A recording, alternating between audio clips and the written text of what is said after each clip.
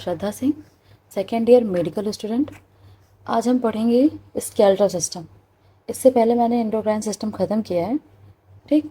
वो एक important chapter है, तो उससे पढ़ना मत भूलना ना, एग्ज़ाम से पहले रिवीजन के लिए। और अब चलो स्टार्ट करते हैं हम स्केलेटल सिस्टम। इसके अंदर हम क्या पढ़ेंगे? देखो, इसके अंदर हम पढ़ेंगे कि जो है बोन्स, हमारे बॉडी में जो बोन्स है ना, बोन्स की काउंटिंग कितने सारे हैं, जो 206 है ना, तो कहाँ कहाँ पर हैं। और थोड़ा बहुत कार्टिलेज के बारे में देखेंगे हम, ठीक।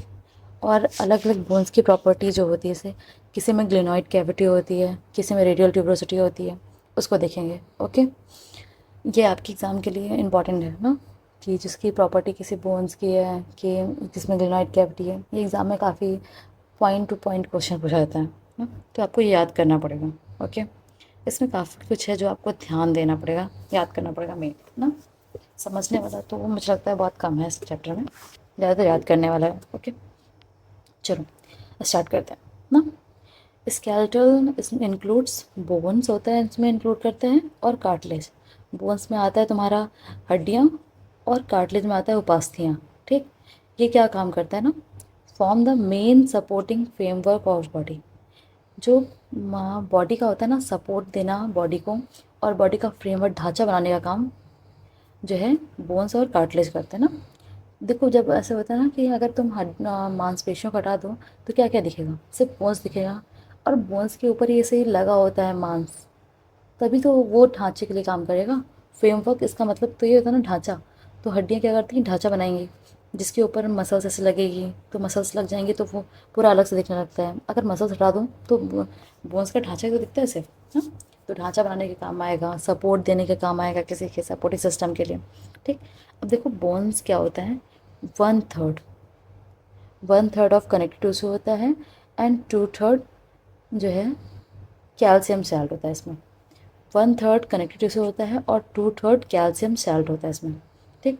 इसमें इनऑर्गेनिक कैल्शियम सैल्ट भी होते हैं। इसमें देखो, बोन्स में टू थर्ड कनेक्टिव टिश्यू वाला पार्ट हो गया, और वन थर्ड कनेक्टिव टिश्यू, और टू थर्ड कैल्शियम सैल्ट हो गया। ये तो नॉर्मल है ना।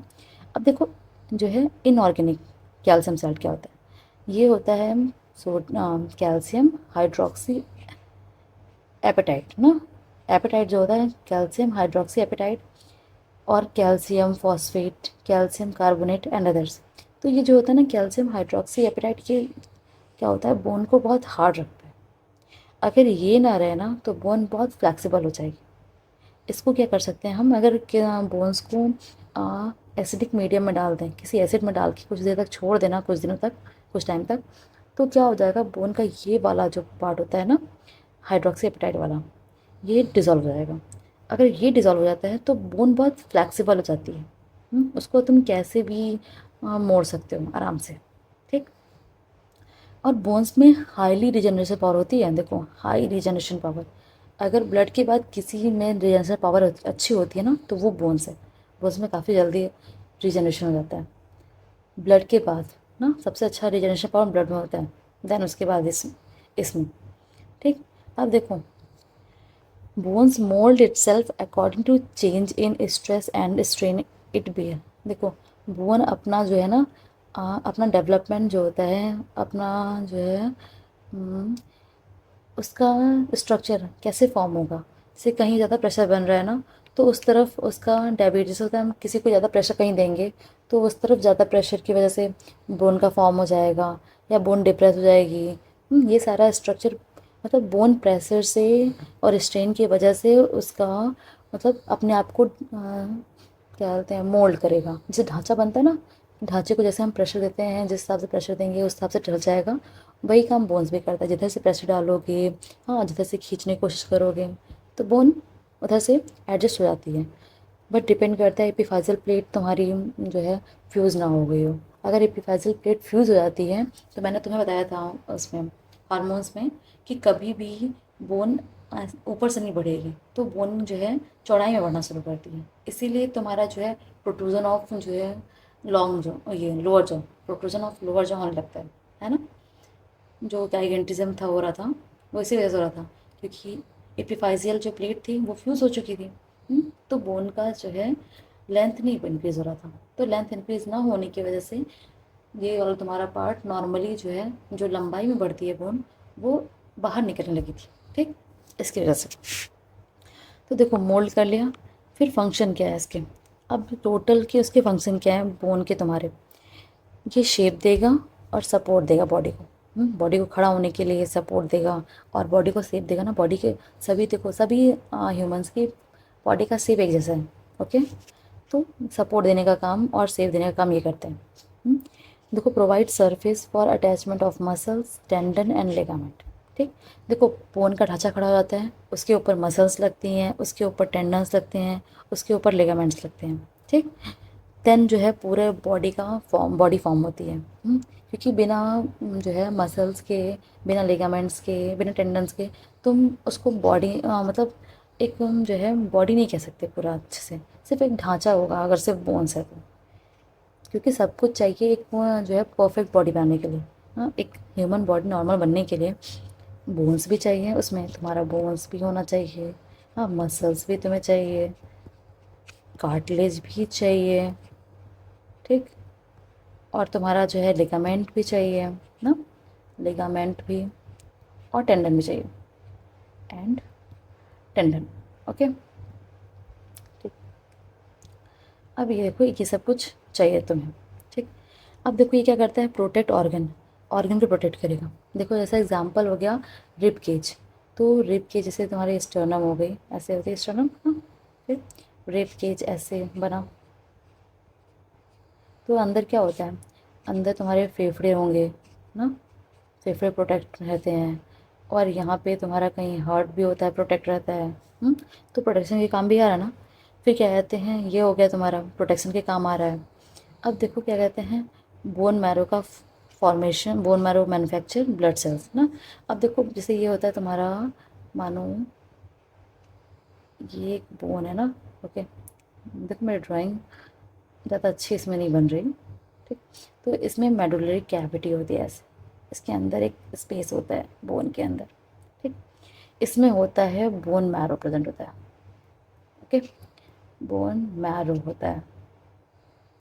तो इस बोन मैरो में जो होता है, क्या येलो कलर होता है, रेड कलर होता है, दो कलर्स होते हैं। येलो वाला कलर तो तुम्हारा बाद में बन जाता है येलो कलर, ठीक। पहले सब कुछ रेड कलर्स होते हैं, जिसमें बोन मैरो रेड कलर का होता है, जिसमें से तुम्हारा रेड ब्लड सेल्स का फॉर्मेशन होता है। मतलब रेड ब्लड सेल्स का मतलब होता है आरबीसी डब्ल्यूबीसी, सुना है ना।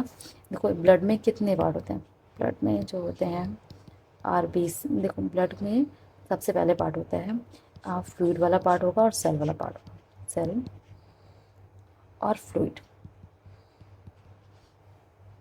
45% तुम्हारा सेल होता है और फ्लूइड जो है 55% होता है। अब तुम्हारे इस सेल में ना आरबीसी, डब्ल्यूबीसी और प्लेटलेट्स ये सारे होते हैं, ठीक, ऐसे कुछ ना। तो जो हमारे ब्लड का जो फॉर्मेशन हो रहा है ना, वो इन्हीं बोन मैरो में होता है, ओके। और फिर क्या कहते हैं, देखो storage of calcium and phosphate, ये दोनों का काम भी करते हैं, कैल्शियम का भी और फॉस्फेट के स्टोरेज का काम करते हैं दोनों। जब भी कभी ब्लड में कैल्शियम की कमी हो जाती है ना, तो यहाँ इन बोन से रीएब्जॉर्प्शन होता है, रिजॉर्प्शन, ओके, रिजॉर्प्शन, ओके। मैंने ये बताया है उसमें एंडोक्राइन में, ध्यान देना, पैराथायरॉयड में और क्या उसमें थायराइड में, पैराथायरॉयड में, दोनों में। तो मैंने तुम्हें बताया है कि जो है पैराथायरॉयड वाला जो होता है ना, पैराथायरॉयड क्या करता है, पैरा थायराइड, ओके। पैराथायराइड जो क्या करता है, ये ब्लड का calcium level, blood calcium level increase करता है। और इंक्रीज़ करने के क्या करता था वो, तुम्हारा जो है फूड से उसको एब्जॉर्ब कर लेता है, एब्जॉर्ब कर लेता था, ठीक। उसको नेफ्रॉन की ट्यूब्यूल से, नेफ्रॉन थी ना, नेफ्रॉन किडनी में, किडनी के जो नेफ्रॉन्स होती है ना, किडनी में स्ट्रक्चरल पार्ट होती है, उनकी ट्यूब्यूल से उसको रीएब्जॉर्ब करा लेता था, ठीक, रीएब्जॉर्ब करा लिया। और फिर क्या कहते हैं, फूड से फिर बोन का रीअब्जॉर्प्शन करा दिया, बोन को तोड़ के बना दिया, ठीक, बोन जो है रीअब्जॉर्प्शन करके, रीअब्जॉर्प्शन, ओके, मतलब बोन को तोड़ के उसमें से कैल्शियम वैल्शियम निकाल दिया, ठीक। ऐसा कुछ कर लेते हैं ये सब, ओके। अब चलो अब हम चलते हैं तुम्हारा इम्यूनिटी। इम्यूनिटी देखो, आरबीसी, डब्ल्यूबीसी और प्लेटलेट्स। प्लेटलेट्स देखो, इसमें जो डब्ल्यूबीसी वाला पार्ट होता है ना, ये फैगोसाइटोसिस करता है। फैगोसाइटोसिस का मतलब होता है कि अगर हमारी बॉडी ये मानो मानो ये रही हमारी बॉडी, ओके।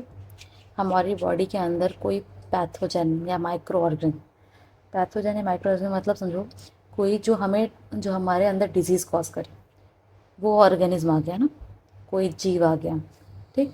माइक्रो ऑर्गेनिज्म का मतलब होता है वो ऐसा जीव जो हमें बाहर से दिखाई ना दे ना।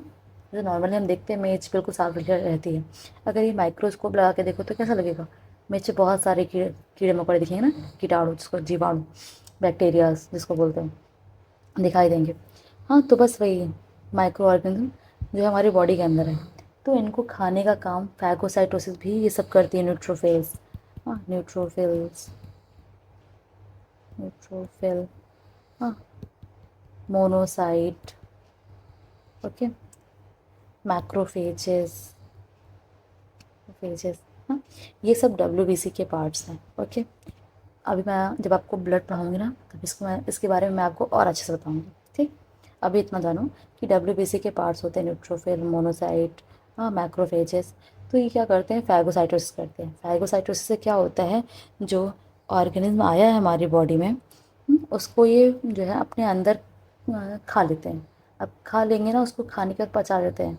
और अगर जिसको पचा भी नहीं पाते ना, उसको अपने अंदर ही वो रखते हैं, ताकि वो जो है वो अपना टॉक्सिन रिलीज़, मतलब जो उसके पास खतरनाक चीज़ें हैं ना, वो अब बाहर ना निकाल पाए, ताकि हमारी बॉडी हार्म ना हो पाए ना, हमारी बॉडी को खतरा जो होता है उस खतरे से हमारी बॉडी बच जाए, ठीक।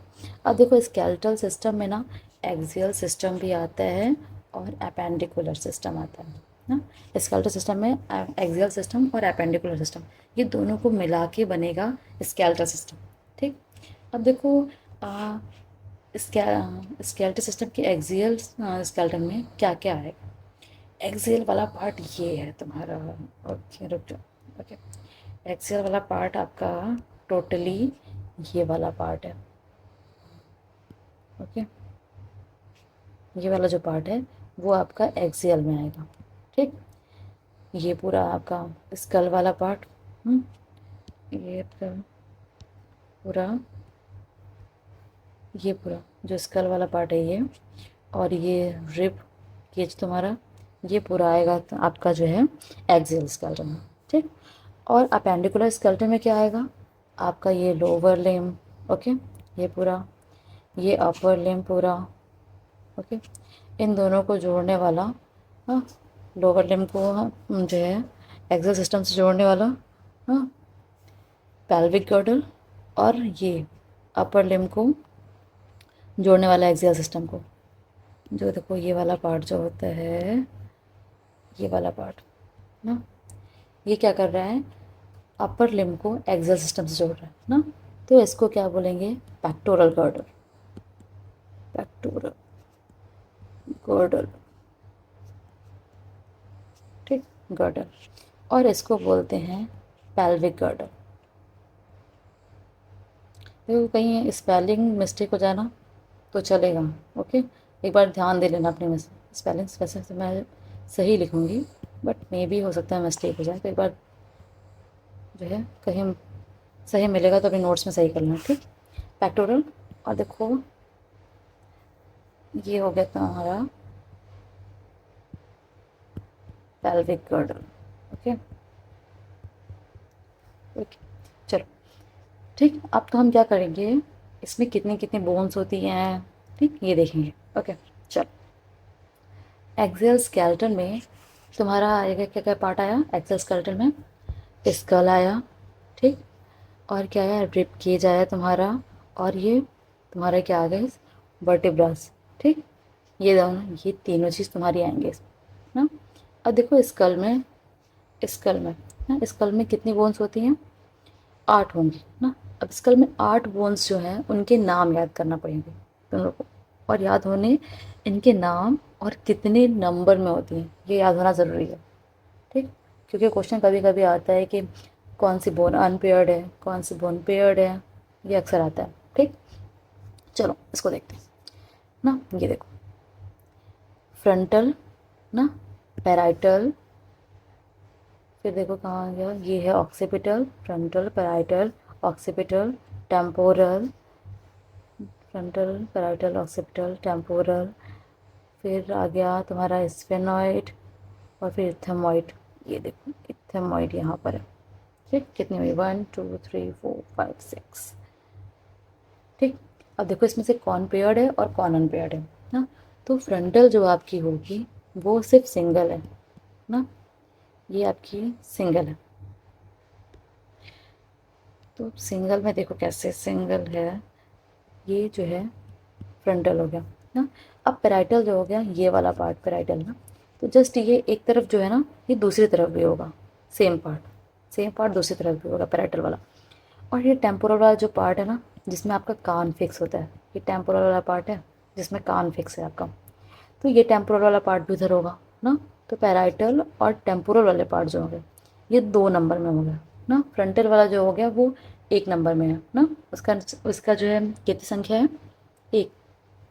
और ऑक्सीपिटल जो है ना, ये पीछे होता है ना, पीछे वाला जो एरिया वो ऑक्सीपिटल। ठीक, इस ऑक्सीपिटल जो है ये भी कितने नंबर में होता है, फ्रंटल 1 होते हैं, पैराइटल 2 होते हैं, ऑक्सीपिटल भी 1 होता है, टेम्पोरल 2 होते हैं, स्फेनॉइड और इथेमॉइड ये दोनों ही आपके 1 1 होते हैं। टोटल कितने बोन्स हो गए, काउंट करें आप, 1 2 3 4 5 6 7 8, तो टोटल 8 बोन हो गए।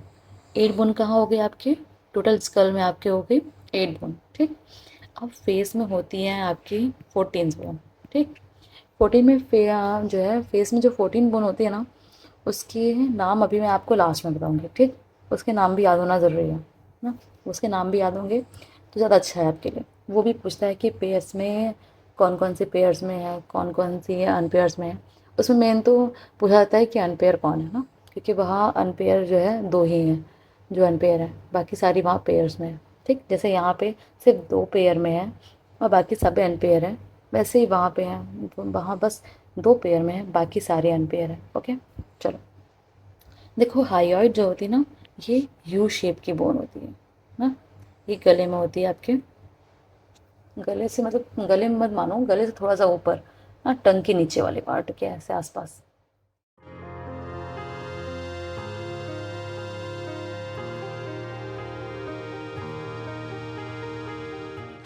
अब ऑडिटरी ऑसिकल्स, ऑडिटरी ऑसिकल में होते हैं, ऑसिकल का मतलब होता है बोन्स ना, तो ऑडिटरी ऑसिकल्स में 3 बोन होते हैं, मैलियस, इंकस और स्टेपीज। ये तीनों के नाम याद होने चाहिए। ठीक, इम्पॉर्टेंट है। अब देखो मैलियस, इंकस, स्टेपीज के ना, ये बिल्कुल इसको ऐसे कर सकते हो, ट्रिक्स याद करते हो, इसका ट्रिक बना सकते हो मिस ना। पहले मैलियस, फिर इंकस, फिर स्टेपीज। मैलियस आपका जो होता है ना, टिम्पैनिक मेम्ब्रेन से कनेक्टेड होता है, जैसे होता है हमारा नॉर्मली, देखो क्या हो गया, ये बाहर यहाँ कोई ऐसे ये पिन आया तो ऐसे कैनाल है, फिर क्या होता है यहाँ टिम्पैनिक मेम्ब्रेन होती है, तो फिर यहाँ ऐसे ये मैलिस वाला पार्ट होगा, ये मैलिस होगा, फिर इससे लगा होगा इंकस होगा, फिर स्टेपीज हो गया। ठीक, अब इनके शेप्स याद रख लेना कैसे होंगे, मैं बताती हूँ, चलो अभी आगे। फिर ये जो होता है ना, फिर ओवल विंडो और राउंड विंडो होती हैं यहाँ पे ना अंदर की। ये हो गया देखो, ये आपका हो गया इतना वाला part external ear, Exter external ear. ठीक, और ये वाला आपका जो पार्ट वाला हो गया जिसमें से ये तीनों बोन्स थी ना, ये टेम्परिंग मेम्ब्रेन को हटा के सिर्फ ये वाला बोन वाला पार्ट, ये आपका हो गया मिडिल ईयर, मिडिल ईयर। ठीक, और उसके बाद जब ये राउंड विंडो वॉल विंडो शुरू हो गया ना, उसके बाद वाले पार्ट जो हो गए आपके चले गए वो इनर ईयर में। ठीक, तो कैसे हुआ, एक्सटर्नल ईयर, एक्सटर्नल ईयर में आपका आ गया टिम्पैनिक मेम्ब्रेन तक का पार्ट। ठीक, मिडिल ईयर में क्या आ गया आपका, मिडिल ईयर में आपका आया ये तीनों जो है बोन्स। ओके, इनर ईयर में क्या आया आपका जो है, ओवल विंडो, कॉक्लिया, ये सारी जाती हैं। जब मैं सेंस ऑर्गन पढ़ाऊँगी तब इसको भी पढ़ा दूँगी, ठीक। ओके, अभी इतना समझो, ठीक। चलो, तो ये हो गए हैं आपकी ऑडिटरी ऑसिकल्स, ठीक। अब देखो वर्टिब्रल कॉलम्स जो होती हैं वो 26 हैं, ठीक। वर्टिब्रल कॉलम कितनी है हमारी? 26, ठीक। इसमें आता है ये cervical, thoracic, lumbar, number 5 thoracic, lumbar, sacral और कॉक्सिक्स, ठीक। ये आता है आपका ना, ये वाला आपका पाँच पाँच बोन्स होते हैं, हाँ, होती हैं बचपन में, जो फ्यूज़ करके एक बन जाती है, और ये 4 होती है जो फ्यूज़ करके एक बन जाती है। ओके, ये आपका वर्टेब्रल कॉलम का है। वर्टेब्रल कॉलम ऐसे होती है ना, ऐसे करके ऐसे कुछ आती है, ऐसे। अभी आगे देखते हैं। ओके, चलो, फिर इसके बाद देखो आपका इस ये सारा मैं भी आपको लास्ट में बताऊंगी, ठीक, सबका एक साथ। चलो, अब थोरैक्स। हाँ, थोरैक्स में क्या देखा, ये थोरैक्स वाला पार्ट था, ये भी आता है एक्सियल सिस्टम में। ओके ना, थोरैक्स में आपका एक स्टर्नम होती है और रिब्स होती हैं। रिब्स कितने होते हैं? 12 पेयर होते हैं, ठीक। रिब्स 12 पेयर होंगे। तो ये जो होगा स्टर्नम, ये वाला पार्ट आपका है स्टर्नम, ठीक। ये है स्टर्नम। जो छाती पे आप ऐसे हाथ रखोगे ना, बीच में, बिल्कुल बीच वाले पार्ट में, तो स्टर्नम है ये स्टर्नम वाला पार्ट है पूरा, ये पूरा। ओके, और चलो, ये स्टर्नम हो गया। और फिर रिब्स, रिब्स 12 पेयर होती हैं, 12 इधर, 12 इधर, तो 12 पेयर हो गई ना। अब देखो इसमें रिब्स की प्रॉपर्टी क्या है, इसमें ट्रू रिब्स, फॉल्स रिब और फ्लोटिंग रिब्स, 3 रिब्स होती हैं ना। कौन कौन सी होती हैं रिब्स में?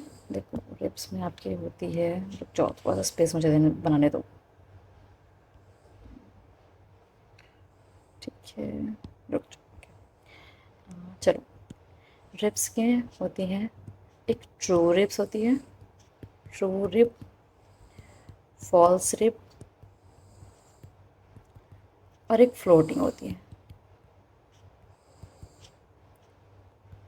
Floating rib. ओके, अब देखो ये जो रिब्स है ना, अब देखो क्या करो, नॉर्मली रिब्स क्या होती हैं, ये वर्टिब्रल कॉलम है ना, ये पीछे होती है, ऐसे पूरा जाती है, पीछे से वर्टिब्रल कॉलम जाती है, ऐसे पूरा जाती है। और आगे की तरफ क्या होती है, ये पीछे पूरा वर्टिब्रल कॉलम हो गया, आगे पूरा आपका ये हो गया स्टर्नम ना। तो नॉर्मली क्या होती है, वर्टिब्रा यहाँ से जो है, वर्टिब्रा से ऐसे रिब्स वर्टिब्रा से निकलती हैं और आके यहाँ पे ऐसे स्टर्नम पे जुड़ जाती हैं। इधर की देखो, ये दूसरी वाली वर्टिब्रा से निकली रिब्स और आके स्टर्नम पे जुड़ गई। ये तीसरी देखो रिब्स है जो वर्टिब्रा से निकली और आकर जुड़ गई, ठीक, स्टर्नम पे। ये चौथी है, आके देखो वहाँ पीछे से आई वर्टिब्रा से और आके जुड़ गई। चौथ नहीं, ये है चौथी ना। ओके, ये पांचवी है जो आई और जुड़ गई, ठीक। और देखो ये छठवीं है जो आई और जुड़ गई, सातवीं है जो आई और जुड़ गई ना, ये देखो।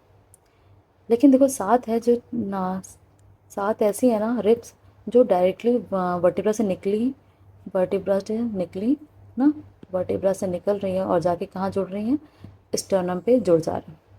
लेकिन देखो सातवीं के बाद आठवीं वाली जो है, आठवीं, नौवीं, ये 9 वाली और ये 10 वाली ना, ये देखो सीधे जाके ऐसे नहीं जुड़ रही, ये वाले पार्ट से देखो जाके इससे मिल रही हैं, इससे से मिल रही हैं, इसी से मिल रही हैं ना। तो 8, ये 8th वाली, ये 9th वाली और 10th वाली, ये जो होती है ना 8, 9 और 10 वाली ना, ये फॉल्स रिब इसलिए होती हैं क्योंकि ये सीधे देखो वर्टिब्रा से निकलती तो हैं लेकिन सीधे स्टर्नम पे नहीं जुड़ती, कि जाके ये वाला देखो आपके जो मैंने बताया है ना स्टर्नम के पास वाले में, ये देखो ये वाला जो है ना कार्टिलेज है, हाइलिन कार्टिलेज। ये कौन सा कार्टिलेज है? Hyaline cartilage. ओके ना, तो ये हाइलिन जो कार्टिलेज है, ये 7th वाला देखो, ये 7th का कार्टिलेज है, इसी से जाके ये सारे जुड़ जा रही हैं, डायरेक्ट स्टर्नम पे नहीं जुड़ रही, इसीलिए इनको कहते हैं हम फॉल्स रिब। ओके, अब देखो ये आपकी, अब इसको तो मैं क्लियर करूँ तो देखना, ये देखो, ये 11th वाली है, ये 12th वाली, ये दोनों ही जो है आपकी ऐसे फ्लोट कर दी जाती है बाहर, ठीक, इसलिए इनको बोलते हैं फ्लोटिंग रिब, फ्लोटिंग रिब, ठीक। ओके, समझ में आया ना? तो टोटल कितना हुआ, 12 पेयर हो गया, 24 हो गया। तो अब देखो एक्सियल सिस्टम में टोटल कितने हुए, 8 आपके जो है, 8 आपके जो है कहाँ थे, हेड में, स्कल में। 4 आपके आते हैं चेहरे में ना, चेहरे में मैं भी आपका नंबर बताऊंगी ना कैसे आते हैं, चलो चलो। फिर एक आपका हाइऑइड आया, फिर आपके जो है क्या कहते हैं 6 हो गए ईयर आजकल, एक कान में 3, दूसरे में 3, 3 3 कितने हुए, 6, ठीक। तो ये 6 हो गए ना। अब देखो ये 26 आपकी वर्टिब्राज हैं, ठीक, और 26 आपकी वर्टिब्राज हो गई, ओके 26 वर्टिब्रा हो गई। और फिर कहते हैं 24 जो पेयर्स हैं वो आपके रिब्स हो गए ना, ये रिब हो गई, और ये आपका एक हो गया स्टर्नम, स्टर्नम हो गया, ओके। ये आपका स्कल, ये आपका फेस, ये आपका हाइऑइड, ओके, हाइऑइड हो गया, और ये आपका हो गया ईयर के बोन, ये वर्टिब्रा हो गई, ये स्टर्नम हो गया, ये रिब्स हो गया। तो टोटल आपको जोड़ोगे तो कितना हो गया, जोड़ो, 24 एक 125 हो गया, 20 25 50 हो गया, 51, ओके, 51 51 51 8 हो गया, 59 59 हो गया, और फिर क्या कहते हैं आपका 59, ये टोटल आपका हो जाएगा 80, ओके। एक बार काउंट कर लेना आप सब, ठीक, 80 आ जाएगा, ठीक। चलो अब ये 80 हो गया ना बोन्स। अब हम चलते हैं अपेंडिकुलर सिस्टम पे। अपेंडिकुलर स्केलेटन में अब देखो इसमें आपका है एक पेक्टोरल गर्डल ना, पेक्टोरल वाला पार्ट, ये पेक्टोरल, और पेल्विक वाले पार्ट में ये रहा पेल्विक वाला पार्ट, ठीक। चलो पेक्टोरल और अपर एक्सट्रीमिटी, पेल्विक और लोअर एक्सट्रीमिटी, इसको याद करने का तरीका याद रख लो। एक आपके जो है चाहे वो अपर एक्सट्रीमिटी हो चाहे लोअर एक्सट्रीमिटी हो ना, तो अपर एक्सट्रीमिटी का मतलब होता है ये जो बाहर ये वाला पार्ट है, अपर वाला पार्ट हो, एक हाथ में दूसरे हाथ में, तो एक पैर में दूसरे पैर में, हर जगह 30 रहेंगे, 30 बोन रहेंगे ना, 30 हड्डियाँ हैं। तो देखो कितना हो, 30 × 4 ना, क्योंकि देखो हमारे 2 हाथ 2 पैर हैं, तो टोटल कितने हो गए, 4, हाँ। तो अगर 4 को 30 से मल्टीप्लाई करोगे तो कितना आएगा, 4 3 12, टोटल 120 बोन्स, ओके। 120 बोन्स यहाँ हो गई, ठीक। अब देखो 120 बोन्स यहाँ हो गई आपकी, अब कितनी 120 हो गई यहाँ। अब देखो यहाँ पे क्लैविकल 2 है, क्लैविकल को ब्यूटी बोन भी बोलते हैं, ये बात याद रखना, ठीक। हाँ क्लैविकल वाला पार्ट मैं आपको दिखाती हूँ, थोड़ा सा जूम करके 2 मिनट रुको। ये वाला जो पार्ट है ना, ये वाला, ये कर्व वाली जो बोन दिख रही है ना, ये वाला, ये है आपकी क्लैविकल, देखो दिख रही है ना, लिखा हुआ है। तो ये आपका पार्ट है क्लैविकल। तो एक क्लैविकल हो गया, एक इधर रहा और दूसरी तरफ एक है, तो 2 क्लैविकल हो गया ना। स्कैपुला जो होता है वो ये वाला पार्ट है, स्कैपुला ट्रायंगुलर बोन होती है, ओके, इसका नाम भी लिखा हुआ है, हाँ ट्रायंगुलर बोन, ठीक है।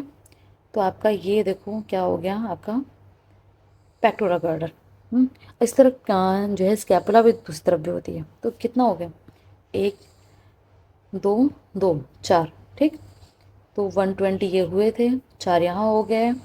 और देखो लोअर एक्सट्रीमिटी में पेल्वे, ये तुम्हारा पेल्विक गर्डल में, पेल्विक गर्डल में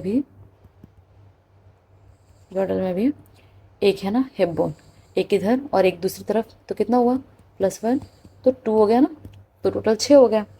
तो 120, क्योंकि चारों हाथ, दोनों हाथ में और दोनों पैर में, टोटल मिला के 120 हुए। और जो है 4 पेक्टोरल गर्डल मिला के और 2 नीचे के मिला के पेल्विक गर्डल, तो टोटल 6 हो गया ना। तो टोटल कितने हुए देखो यहाँ पे, टोटल आपके हो गए 11, 126। टोटल बोन्स काउंट करके एक बार देख लेना, ठीक। 126 हो गया। देखो ये हो गया इसका। अब टोटल काउंट करो, इन दोनों को टोटल करो, अपेंडिकुलर को भी और एक्सियल, अपेंडिकुलर को भी और एक्सियल को भी ना। तो 80 आपके हुए एक्सियल में, अपेंडिकुलर में हुए 126, तो टोटल हो गया है 206। ओके, अब चलो, ओके चलो, आज के लिए बस इतना ही। अगली क्लास में हम पढ़ते हैं क्लासिफिकेशन ऑफ बोन्स, और आगे इसका रिवीजन में शॉर्ट रिवीजन कराऊंगी इसको ख़त्म होने पर ना, इसी साथ में। चलो, बाय।